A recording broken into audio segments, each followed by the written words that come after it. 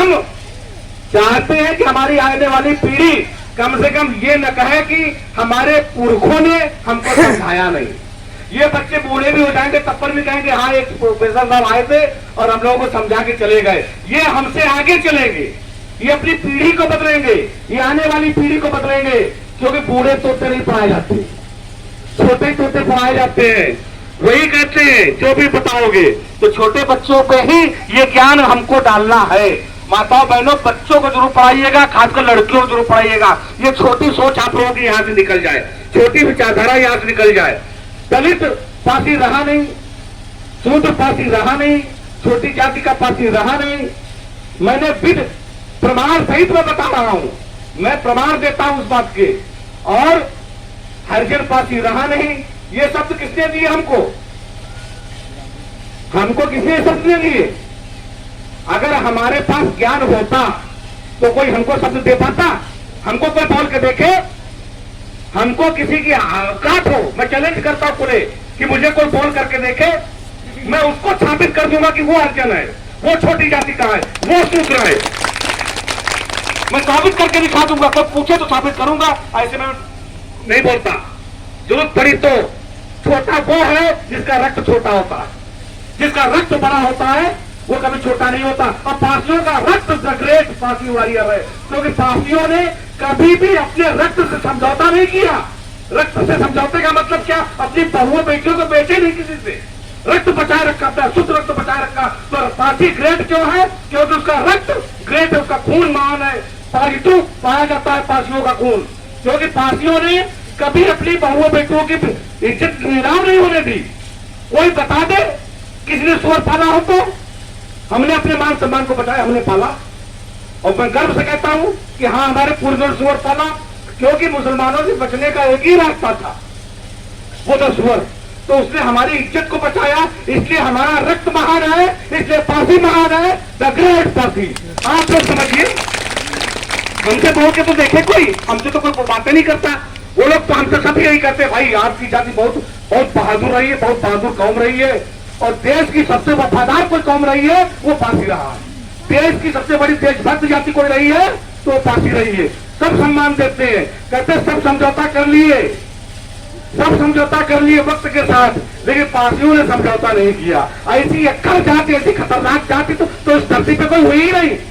और आपको लोग इतना महान कहते हैं और आप अपने आप को ये समझते हैं।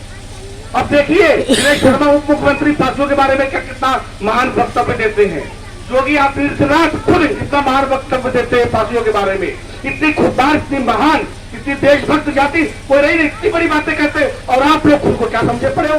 और क्यों समझे पड़े? क्योंकि आप शिक्षित नहीं हो, आप पढ़े लिखे नहीं हो, आपकी सोच सड़ी हुई है, आपके दिमाग में गंदगी भरी हुई है। इस कीड़े को, इस गंदगी को निकाल के फेंक दीजिए अपने दिमाग से। जो गंदगी आप तक घुसी हुई थी तो निकाल दोगे कि नहीं निकाल दोगे? हाथ खड़ा करो पहले। कितने लोग निकाल रहे हैं गंदगी को? आप इस गंदगी को कितने लोग निकाल रहे हैं? कौन सी गंदगी? दलित की, छोटी जाति की, है शूद्र की, हरिजन की। ये गंदगी आपके दिमाग में आज है कि नहीं है? अब है कि नहीं? आप पता है अब तो गंदगी नहीं है। मुझसे कोई मैं आपको भी बता देता हूं, अगर कोई आपको इन शब्दों से, अगर आपको कोई कहे, प्रयोग करे, तो आप एक ही बात कह सकते हैं कि रक्त उसका बड़ा होता है जिसका ईमान बड़ा होता है। पासियों का ईमान बड़ा रहा। देखिए मैं बड़े छोटे की बात नहीं करता, क्यों? संविधान का शासन लागू है, सबको बराबरी का अधिकार है। लेकिन जो बड़े छोटे की बात करेगा तो उसको जवाब तो दिया ही जाएगा। जो समानता की बात करेगा तो हम समान हैं, लेकिन कोई बड़े छोटे की बात करेगा तो उसको जवाब दिया जाएगा, और जरूर दिया जाएगा। अगर कोई कहता है हम छोटे हैं, तुम बड़ा साबित करो, साबित करके दिखाओ। अगर तुम हमको छोटा का, हम अपने आप को बड़ा साबित करके दिखा देंगे। अब कैसे साबित करेंगे? कि एक भी उदाहरण दे दो पासियों का, कि पासियों ने अपनी बेटियों की शादी अंग्रेजों से कर दी हो। बात समझिएगा, पासियों ने अपनी बेटियों की शादी अंग्रेजों से कर दी हो, मुसलमानों। कोई उदाहरण दे दो एक, हम 50 दे देंगे, हम 50 दे देंगे तुम्हारे उदाहरण। तुम एक हमारा दिखाओ तो बड़ा कौन? पासी। पासी बड़ा तो ग्रेट पासी तो उस कौम की जय बोलो ना।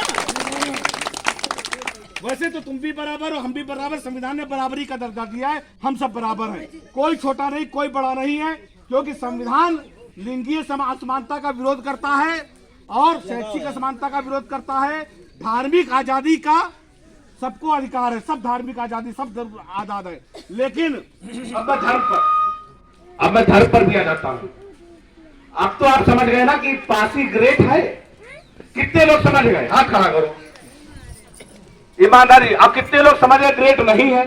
सूत्र कितने लोग उठा रहे? हमको लगा था नहीं समझ रहे हैं भैया। क्यों भैया जी काहे नहीं उठा रहे हो? पासी ग्रेट है नहीं है, क्योंकि दादा पासियों का रक्त ग्रेट है। उठा रहे हो आप। और ये आज भी बता देता हूं, कहीं झगड़ा हुई जाए, गरीब से गरीब पासी होएगा, और कुछ बात हुई जाए तो डंडा लेके बाहर निकल आता है, सोचता चाला घर बिके द्वार बिके, छोड़ेंगे नहीं। खून तुम्हारा गर्म है लेकिन तुम दिमाग से दलित बने पड़े हुए हो, क्योंकि दूसरे के लिए कौवा कान ले गया तो कौवे के पीछे भाग। यार 70 सालों तक कौवे के पीछे भागे हो यार, आज अपने कान देख लो आए कि नहीं है। आप तो अपने हाथ रख लो कान के ऊपर, रखे कि नहीं रखे? रखे कि नहीं रखे? आज नहीं रखे हो कोई न रखी है तो भाग रहे हो कौवे पीछे। अब कोई नहीं भाग रहा है, कोई भागेगा? कोई भागेगा? अपने कान देख लिए सबने कि तुम हो क्या, और तुमको बना के दिया गया था। अब मैं धर्म पे आता हूं। धर्म भैया उनका पक्का दियो। धर्म सही कह रहे हो, बिल्कुल। हमारा जमीर है, हम अपने जमीर को बेच के कभी आज तक नहीं जब जमीर बेचा तो हम क्यों बेच देंगे भाई? नहीं बेचेंगे। धर्म, धर्म क्या है? धर्म जीवन जीने की एक शैली होती है, चाहे वो हिंदू धर्म हो, चाहे वो मुस्लिम हो, चाहे सिख हो, चाहे वो ईसाई हो। जीवन जीने की शैली धर्म ये बताता है कि हमको कैसे जीना है, ताकि सामाजिक व्यवस्था में किसी प्रकार का उतार चढ़ाव ना आए। कोई भी धर्म हिंसा की वकालत नहीं करता, हर धर्म मानवता की बात करता है। वो कहता है कि यदि आप गलत करोगे तो उसके परिणाम गलत ही होंगे। धर्म कोई गलत नहीं है। गलत कहां पे हो जाता है? जब धर्म के ठेकेदार पैदा हो जाते हैं और क्या कहते हैं, तुम गलत करो तुमको हम बचा लेंगे। कैसे बचा लेंगे? इतना चढ़ावा यहां दे दो, इतनी पूजा यहां कर दो, इतना काम ये कर लो। अरे भाई एक बात बताओ, तुम्हारे माँ बाप है, अगर तुम गलती करोगे तो माँ बाप तुमको बख्श देंगे? कोई बख्शेगा? आपके कितने बच्चे हैं? 4 बच्चे हैं। एक बात, छोटा बच्चा आपका चोरी कर रहा है, सुनिएगा, ध्यान लगाइएगा। आपका छोटा बच्चा 10,000 रुपए चुरा लाए कहीं से, आपके पास आए कहीं हम चुरा लाए पैसे, आप क्या करोगे?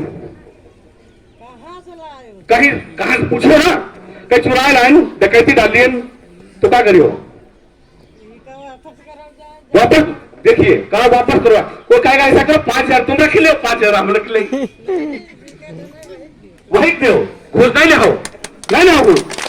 समझिएगा, माता पिता इस परमात्मा की, ईश्वर के हम सब बनाए हुए पुतले हैं, और हम कुछ गलत करते हैं तो क्या मुझे माफ कर देगा वो? हम आपका नुकसान पहुंचाएंगे, एक बच्चा दूसरे बच्चे को मारेगा तो ईश्वर माफ कर देगा? आप छोटा बच्चा आपको बड़ा बच्चा मारे तो आप बड़े को मारोगे ना, छोड़ दोगे?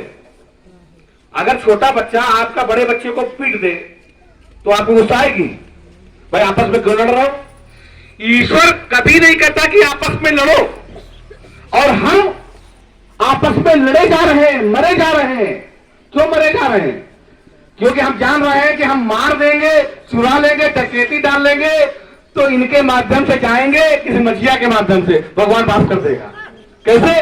भाई यहाँ पे इतना पैसा चढ़ा दिया, एक सोने का मुकुट चढ़ा दिया है, डकैती डाल रहा है, 20,000 रुपए का एक बढ़िया सा मुकुट चढ़ा दिया जाकर के, तो भगवान ने हमको माफ कर दिया। क्या ऐसा हो सकता है? नहीं। तो अगर ऐसा हो नहीं सकता तो हम क्यों इस आभास में घूम रहे हैं कि कुछ भी गलत काम करेंगे तो उसका परिणाम हमारा गलत नहीं होगा, सही होगा।